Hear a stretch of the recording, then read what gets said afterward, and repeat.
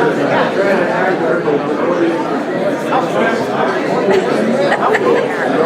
want food for myself.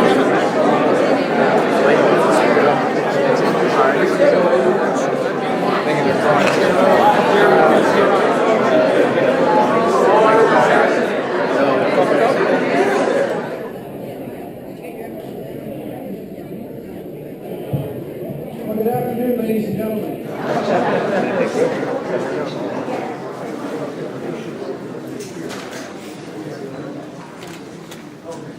My name is Hamish Grafton.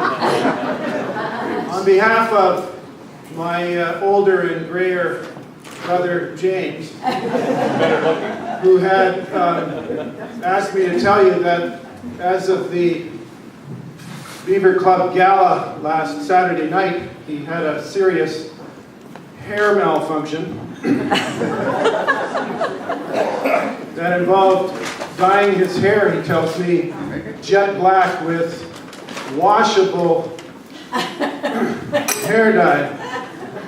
And then he told me that he asked around and he spent most of Monday actually in a fancy hairdresser getting $100 worth of lightening.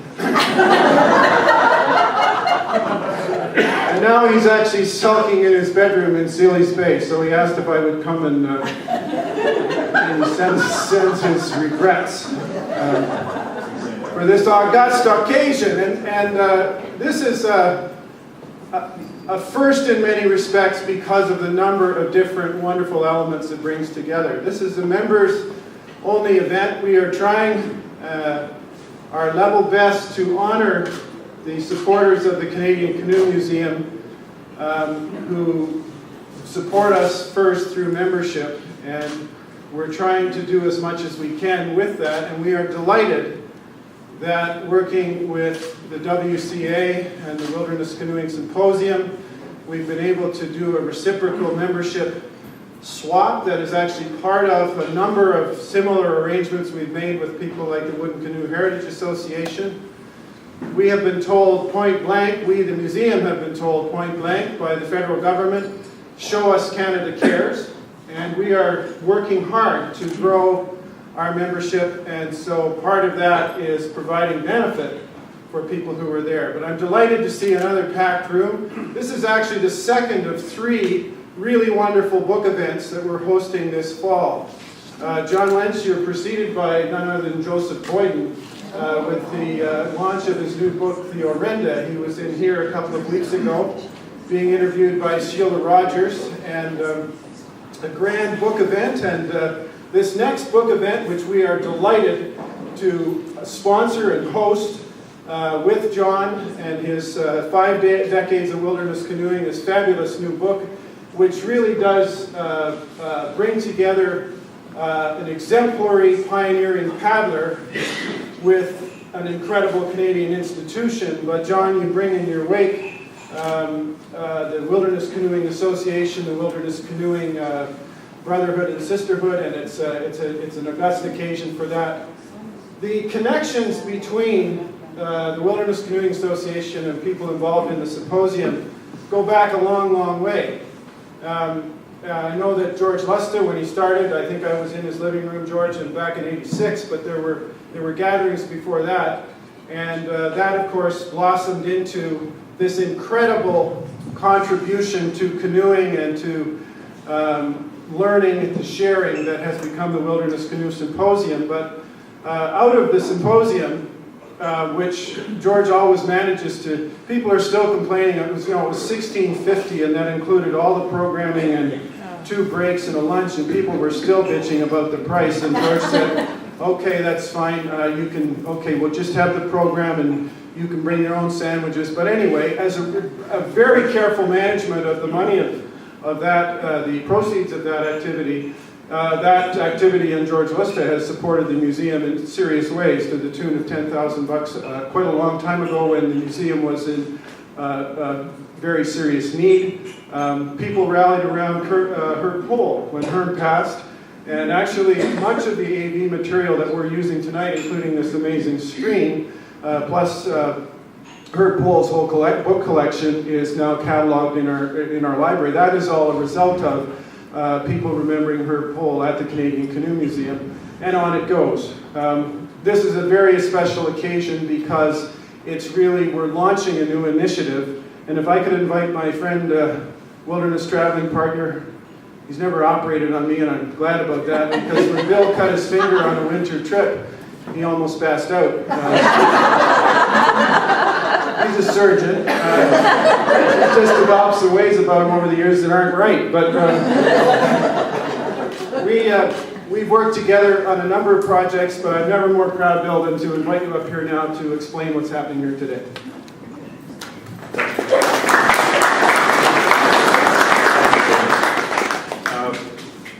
I've been asked to just welcome people on behalf of the Wilderness Canoe Association, and I'm pleased to do so. I'm delighted at the size of the turnout, not only because I think both the event and the speaker deserve it, but because I sincerely hope it involves some new memberships for the Canoe Museum.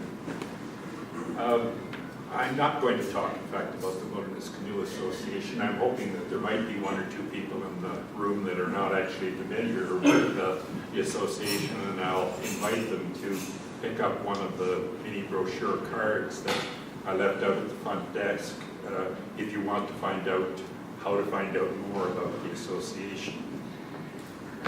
The Luste Lecture was one of those sort of aha moments. I don't actually remember whose idea it was at this point, but it was the sort of idea where everybody else said, now why didn't I think of that? It's the ultimate sort of win-win situation, because not only do we get to honor somebody of whom we're very fond and very proud, but in addition, we've been able to develop a very significant relationship which will help both financially and in other ways an institution of which we're equally proud. I think that the Canoe Museum, as I'm sure you're all aware, it's unique in the world, and I think it makes us justifiably proud to be Canadians, or in the case of some people like John, honorary Canadians.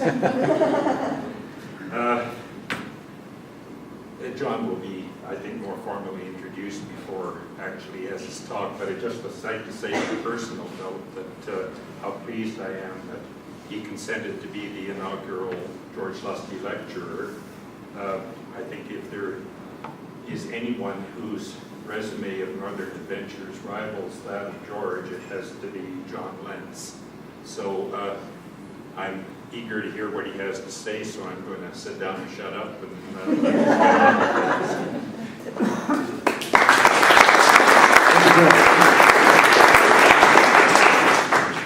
Over the years, the interests of the Canadian Canoe Museum have been brought most faithfully to the Wilderness Canoe Symposium by John Jennings, Dr. John Jennings, who has been a stalwart associated with the Canadian Canoe Museum since its inception here, since the collection was moved. He actually helped with a number of people in this room to actually move these craft from Halliburton to this part of the country.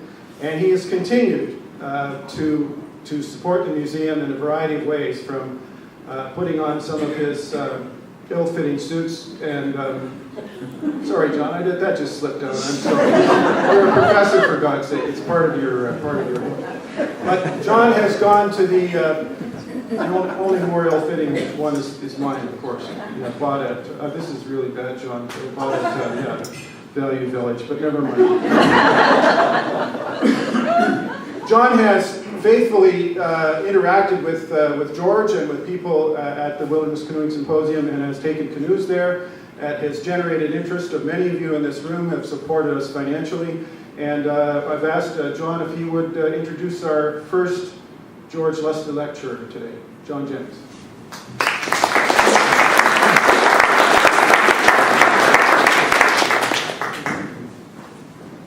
Well, first of all, poor Jim, he thinks this is a suit.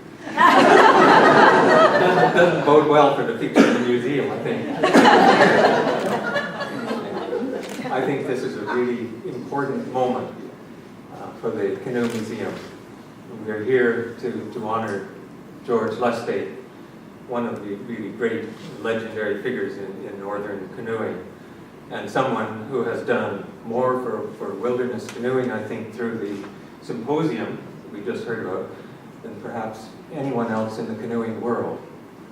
And I think nobody better fitted than John Lentz to launch this lecture series in the name of George, who himself is a renowned figure in the canoeing world and has been a stalwart in the Wilderness Canoe Association, and was at the very first one in George's living room when they had a little slide fest, and they all thought that would be the end of that. And a quarter century later, it's just getting stronger and stronger. And it's clear that this is recognized as a very important moment, obviously, by the number of people here. First, I'd like to say a word, recognize Tony Harding, a great stalwart of the Wilderness Canoeing Symposium and Association, who wanted to come here, and Aleks Gusev was going to bring him, and he just wasn't well enough. But that's a shame. I know he's thinking of George right now. And Bob Schaefer has come up here from Washington, has been a canoe partner of John Lentz on many trips. And Michael Peake is here, another one of the stalwarts, buzzing about with the camera, and as you know, Bill and Joan King. On to John, together with a very legendary name in northern canoeing, Eric Morse. John Lentz, in a very real way, filled in an important gap between the heroic period of canoe exploration and native canoeing and on into the fur trade, and the use of the canoe as a working tool, ending up with the Geological Survey and the Mounted Police and all of that, the Group of Seven. And then there seemed to be a gap, and that was filled in a very important way in the 60s by Eric Morse and also by John Lentz on some very important northern trips. And after his first period of learning about the canoe at Camp Temagami, and John Moss is in the crowd here. He was a junior counselor at the point that John was a senior one, am I right on that, I think? And after that, beginning in 1962, and starting on one of the most demanding rivers in Canada, and the most northerly, the Back River, he and a group of his friends went down that in '62, and I believe it is the first complete descent of that river, recorded descent, since the original descent by George Back of the British Navy, and then James Anderson in 1855, who went looking for Franklin and his lost ships. And quickly followed again in the 60s by the first recorded full descents of the Kazan in '66, the Kanyas Paku in '67, and the Dubond in 1969, followed by two Siberian rivers in '87 and '90. And those, it's interesting, '87, '90, they were done right at the moment that the Russian Empire was collapsing and the Berlin Wall was coming down. And it took a tremendous amount of both perseverance and diplomacy to get into Russia at that period. So a very impressive list on two continents, and I can't think of anybody else who has that list of two continents of canoeing. And not to forget that, and I stress the word recorded because it's too often forgotten that these same rivers are being crisscrossed by generations, centuries, millennia of other people, which is, I'm afraid, too often forgotten by a lot of wilderness canoeists. Altogether, in a period of somewhat over 50 years, John has paddled 23 northern rivers on 2 continents, one in a catamaran, but 22 in a canoe. And during the same period, he has written over, 29 articles and had those published in leading journals like Beaver and Explorer's Journal and one in the National Geographic. So now, with the publication of his book, which some of you have seen, Tales from the Paddle,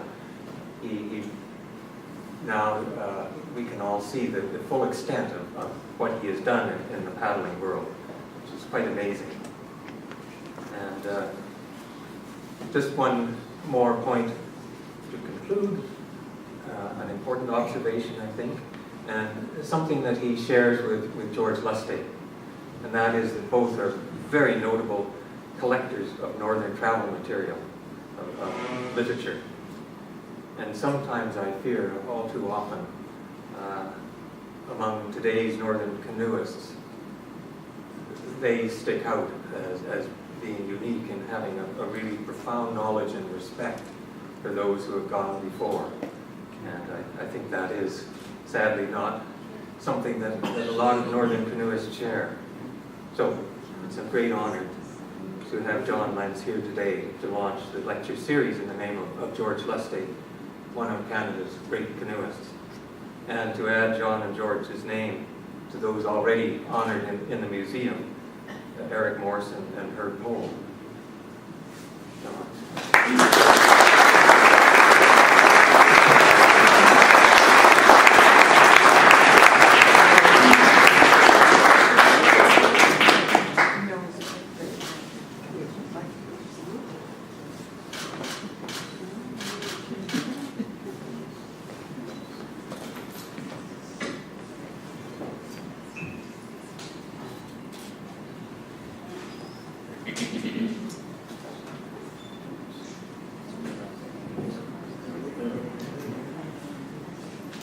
Thank you very much, John.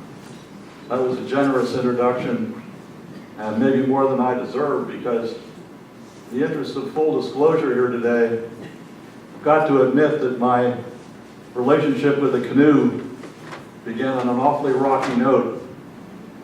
I was a camper at Camp Temagami, as John has said. I came back from a canoe trip in which I was out for about a week, and I thought I'd done a pretty good job. Well, the counselors invited me into their tent for a little discussion of my behavior and said, John, we've done your canoe trip report up in 2 phrases, and it'll be sent back to your parents in due course. First in the food line, last in the work line. So I have a ways to go. That has been said before. It eventually turned into, I think, a love affair, and canoeing became my reigning outdoor passion. My reigning indoor passion, my wife and family, my wife and son Chris are here today, and it's a great pleasure for me to have them at one of these talks. I'm very pleased to offer the inaugural George Luste Lecture. Lustes and the Lentzes have been friends for decades, going back to the mid-1960s when George was a graduate student. I think it was down at Johns Hopkins in Baltimore, near where I lived in Bethesda, Maryland. And we shared the love of the North. And George, as you'll see, was a participant on that very first canoe trip that I took down a tremendously long northern river, the Dubon. Yes, it's been 21 canoe trips in northern Canada and 2 in Siberia, 1 northern Siberia, 1 southern Siberia. And if you've done 23 trips and you're asked to summarize them, I think the answer is that we're just not going to do that today. I have to be selective. And how am I going to be selective? 2 ways. The first is to adopt George Luste's precept that we're going to talk about Canada. So Russia is something else, and if you want to learn about Russia, take a copy of the book out here that's offered today. So we're going to talk about Canada, and we're going to talk about a variety, I think, of Canadian wilderness rivers. One in the timbered country, the South Nahanni, the other half and half, early section timbered, later section in the Barren Lands, the Dubois, and then finally the river entirely in the tundra country, the Hood River up north about the latitude of the Arctic Circle. Now as I get going here, I first want to take a measure of you, the audience. Could you please raise your hand if you have run either the South Nahanni, the Dubois, or the Hood River? Let's have a show of hands. Who's done it? That's pretty good. I won't be able to get away with quite what I thought I might here this afternoon.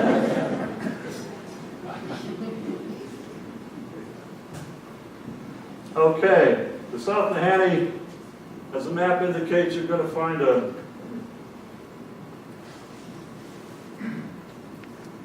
yes, that's all visible over there, I think.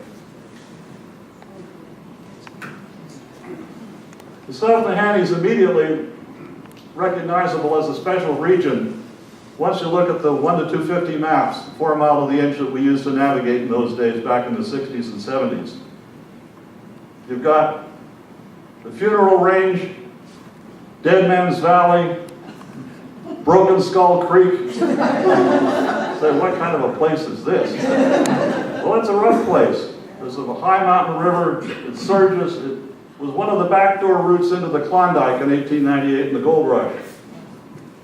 1927-28, there was a visit by a very famous Englishman, Raymond Patterson, who wrote a wonderful book, The Dangerous River, that many of you have, I'm sure, has been reprinted many times since it first came out in 1951. Patterson met a young man who showed him the ropes on the Nahanni called Albert Faley. You'll see Albert in my slides today. And Patterson also, in his vernacular, called it a land of exaggeration in all forms. And I could believe that very easily.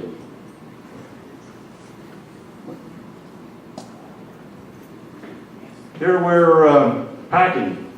I did the Nahanni twice, in 1965 and 1979.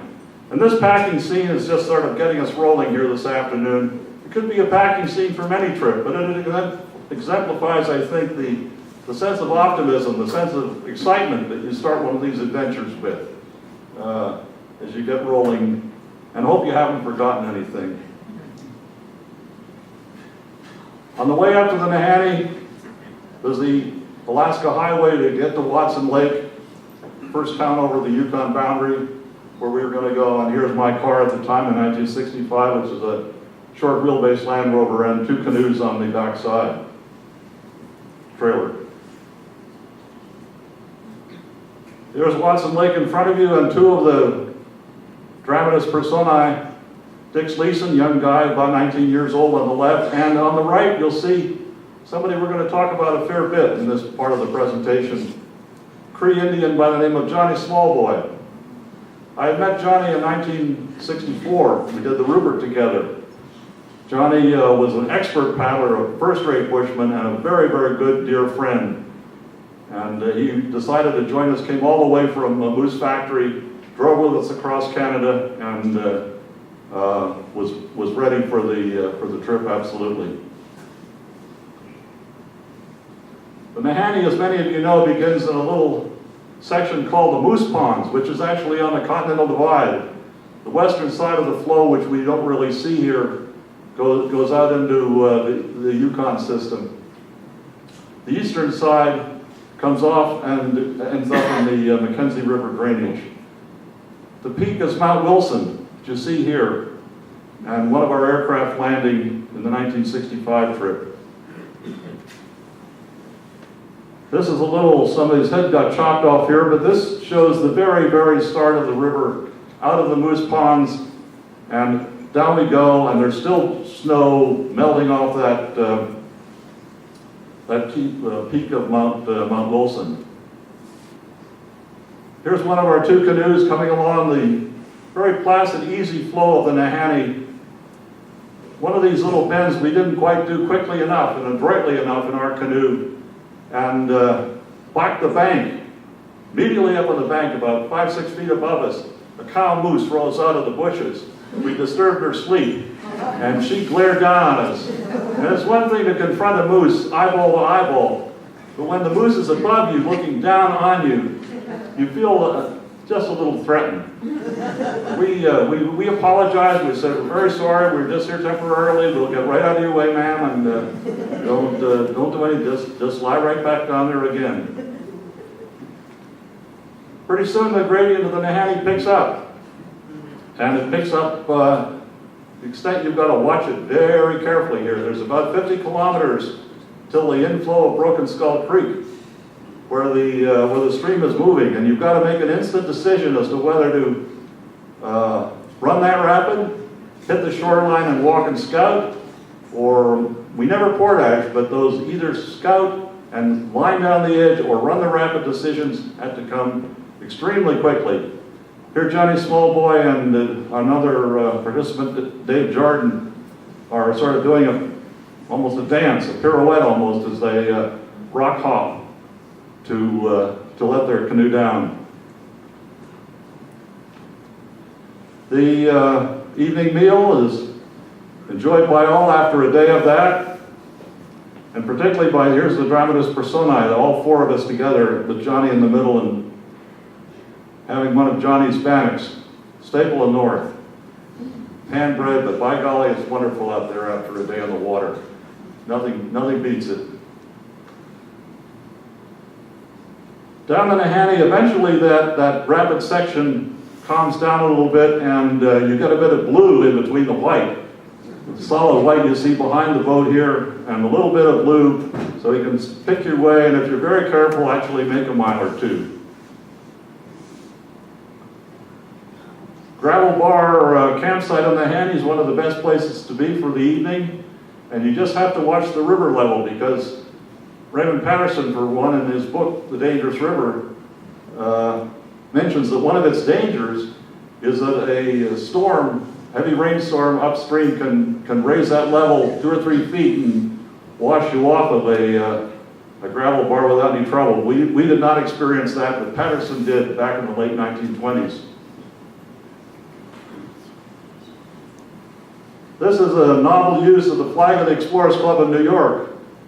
I've been a member of the club for about 50 years now, and this is the quarterly journal they put out, the September 1980 issue, and we're talking here about my article on the 1979 trip and displaying the flag of the club in a new manner. Bowman here, my bowman is Matt Bradley, a photographer for National Geographic. Unfortunately, this was one of our close misses, and we did not, unfortunately, have an article this time around. In Headless Valley, right across from the valley, there was a new cabin being put up, almost completed here, a Forestry Service cabin that's good and solid, ready for the winter, and even has outdoor facilities. I think the last person in here was a bit messy with the TP, unfortunately. If you're with National Geographic, you have a budget. It's one of the great things you can do. You can call in a plane. You can say, we want a plane to come in at the top of Virginia Falls and be in there at 3 p.m. so I can get late afternoon shadows, says photographer Matt Bradley. So a plane shows up, lands at the top of the falls, picks him up, and takes him around for a joyride around the falls.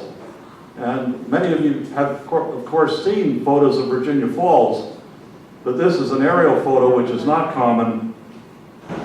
And I didn't know until I Googled Virginia Falls about a week ago that the rock in the middle, the great massive rock that we know so well, many of us, is Mason's Rock, named for our dear friend, of course, Bill Mason. And that was news to me. And I think it's, of course, eminently deserved.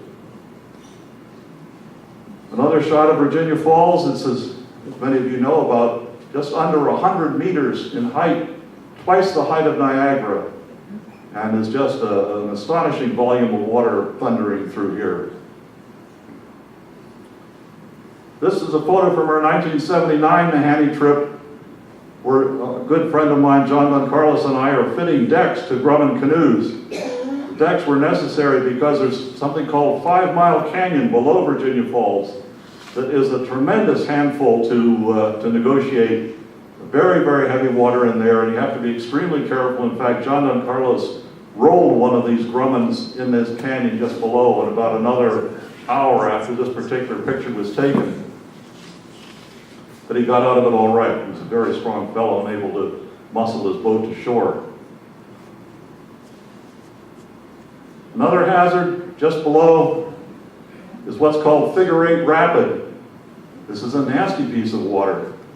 The river comes from top center of the photo here and heads straight for the rocky face that this fellow's sitting on. The idea is to quickly break out of the current, quickly eddy out and head downstream, that's to the right, and do not stay in the central current or you're very possibly going to be in a lot of trouble as you hit the wall. It's very possible to slam into that wall. We had heard as we were about in this area from a couple of outfitters that Albert Faley wanted to talk to us. Albert Faley wanted to talk to us, a bunch of canoeists from the United States. As you know, Albert Faley was one of the pioneers up here. He was a friend of Raymond Patterson's, showed, as I said, Patterson the ropes in the area, and was a preeminent bushman of all in the region. And actually the National Film Board of Canada, again, as many as you know, made a movie called Nahanni, 1962, that featured Albert and his life up here. Here's Albert from a picture of in Patterson's book, about 1928, cabin. And you'll notice the style of the cabins on the Nahanni does not change. It's been the same for years and years and years. And they still look like they are today. Well, at any rate, Albert did want to talk to us. His camp was right where the Flat River comes in. The Flat River, incidentally, is not flat. Anything but flat. But that's the name. Came in, and there's a nice campsite there. Albert beckoned us ashore, offered us coffee, and we all sat down. We started chatting about his life in World War I. He was in something called the Pioneer Corps of the United States Army, and his life up in the Nahanni, his low opinions of the National Film Board film crew. He didn't think much of them at all. For example, they brought wine along. Albert thought it was a waste of time to drink wine. If you want to drink, drink something serious.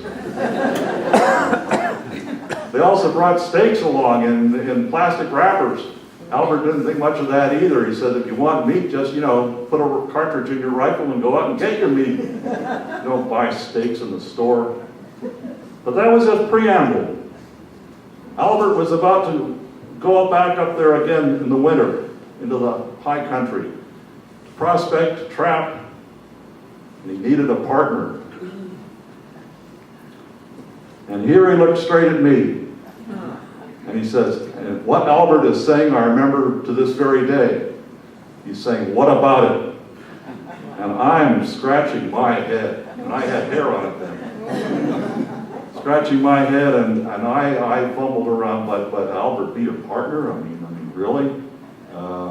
I don't know about that. What about food, Albert? He says, what, John? He says, we just build a cabin and wait for our meat to walk by. So it's no problem. Here's our portrait of Albert. Look at those eyes. They've seen everything. They've been around. Man's been everywhere. What a life. Here's the dust jacket of Raymond Patterson's book, The Dangerous River. And this shows a famous landmark on the Nahanni called Pulpit Rock. This is from the downstream view looking up the river. And here's Pulpit Rock from the upstream looking downriver, the reverse. But upstream looking down happens to be where the campsite is. And so we're having our supper there in one of these idyllic northern Canadian settings that are all over. Dolly Varden trout, beautiful, wonderful. A little bit downstream, We ran into Gus Krause, that's Krause with a K, another veteran trapper up here, was living with his wife Mary, and the Krauses, living at what are now called the Krause Hot Springs, were the only residents on the Nahanni. I asked Gus as we were getting friendly and his wife Mary was making supper for us, very generously, very nice supper of moose meat and potatoes. I asked him, I said, Gus, why do you live up here? You used to live in Nahanni Butte. Why didn't you stay down in the town there? And he said, well, that's a story. And it was a story. His wife Mary was an Indian, native Canadian. His wife thought he was playing around. And now Gus here looks a little frail and he was getting on, but don't worry about that. His wife thought he was playing around. So what did she do? She took a hunting rifle one afternoon and shot him. She shot him in the head. And Gus lived. But Gus did not press charges. Gus loved his wife very much, and he still loved her after this act. But Gus realized he had to get his wife out of the bright lights of Nahanni Butte. So that's why he explained to me that they moved upstream here to the base of the first canyon. And they've been a long and happy life up there. There's Mary with the dinner. Well, we passed Nahanni Butte, turned left down the Liard, and found this cabin halfway down the Liard to Fort Simpson. This is, again, your typical cabin, not much of a picture here, but it's what's inside that I want to discuss with you in the next minute or two here. What's inside was, it was a musty old smelly place, hadn't been lived in probably 10 years at least from the looks of the cabin and the calendar on the wall. But stuck up against the back logs in the rear wall was a notice printed not on paper but on canvas that I was so intrigued with that I brought it home with me, and it is in my recreation room today. Now let's look carefully at this. Public notice, the Arms of Canada, up front and center, signed by Mr. Murphy, Minister of the Interior, in June of 1935. So this is very much of an official Canadian government publication to the trappers and prospectors out in this region. Let's look at that first sentence. It is unlawful to hunt, kill, or molest caribou during the closed season. Now, most of us here are outdoor people. We know about hunting animals, killing animals. But what the hell did the minister mean about molesting the caribou? Bear in mind, he was talking to a bunch of these old grizzled trappers who were living out very, very far from female companionship. What's going on in northern Canada here?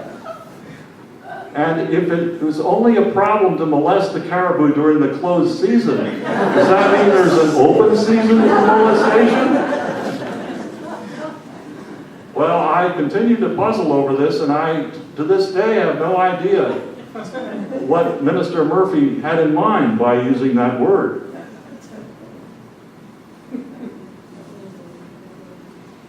Well, there's sunset on the Nahanni. We're coming to the end of the Nahanni section here of my little talk. And as we do, what I'm going to do now is just put up a generic slide of my Indian friend Johnny Smallboy and explain to you, and you'll understand why as I explain it, why there are no pictures for the next part of this slide. So you just gaze at Johnny, but listen to me. At the end of our trip, we flew back out from Fort Simpson down to Watson Lake in my car. We're going to drive back to the area in Johnny's home, drop him off at the train at Cochrane so he could go up to Moose Factory where he lived. Johnny announced, however, in Watson Lake there, said to me, as we were getting ready to get in the car, he said, John, I don't want to go. I'm not going with you. Pay me off right now. I said, hey, Johnny, I said, this is a rough town. This is not the place where a single individual ought to be just wandering around with a load of money. And he said, I don't care about that. He says, I didn't particularly like to drive out here, and I want to get paid off. I've earned my money. Pay me off now, and I'll get home on my own. Well, all right. I mean, he was about my age. So I paid him quite a lot of money, his wages for the summer. And Johnny and all of us, the other three of us, shook hands, and we said, well, we'll see you soon. And we parted. We drove home. Spent that Christmas up in Toronto, actually very near where George and Linda lived, with my relatives on a Christmas holiday. And at that point, my uncle and I agreed. My uncle was an old canoeist from Algonquin Park area in the 1930s. He liked the outdoors quite a great deal. We agreed to go up and pay Johnny a visit in Moose Factory. Go up and see him and have a little surprise reunion. Johnny had told us he always was around home at that time of the year, so this would be no problem at all. We'd go up and have a little slideshow for him and a Christmas present or two, and it would be neat. So we took the train to Moosonee. Got off late one afternoon. It was a cloudy, snowy day, pretty cold. Checked into our little hotel and walked out for supper. Looked around for a place to eat our meal. Found the New Columbia restaurant, one of the main drags in Moosonee, such as it was. Chinese place. Windows were all steamed up. There were lots of people in there. And we went in for supper. Just sat down, we'd order our meal, and I was taking my first mouthful. This young native girl comes up, stands right at my elbow. She looks at me and says, "Are you Mr. Lentz?" And I thought, my God almighty, what is this? Here in Moosonee, in the New Columbia restaurant, and I'm recognized? There's one thing in the Canoe Museum, but I'm in a New Columbia restaurant. And I said, well, yes, I am Mr. Lentz. And then came her next question. Where is my father? Holy Jesus. There was going to be no reunion, no nothing. Where was Johnny Smallboy? That's the question. Well, I don't remember much about the rest of the meal, but I did realize I was talking to Johnny's daughter, Susan Smallboy. So I packed myself into with my uncle to see the Indian agent the next morning in Moose Factory. And he explained that what I had feared back there in Watson Lake had indeed happened. That Johnny had gone into a bar, flashed his roll of cash, been rolled outside the bar, mugged, and he was penniless, beat up, and had to work his way entirely across Canada to get back home, which he eventually did about the end of January of 1966. But when I showed up a few weeks before that, he was nowhere to be found, and they were very disturbed. But Johnny made it out all right. He was fine. He lived a long, happy life. And actually, we did another trip together in 1967, and I liked the guy dearly.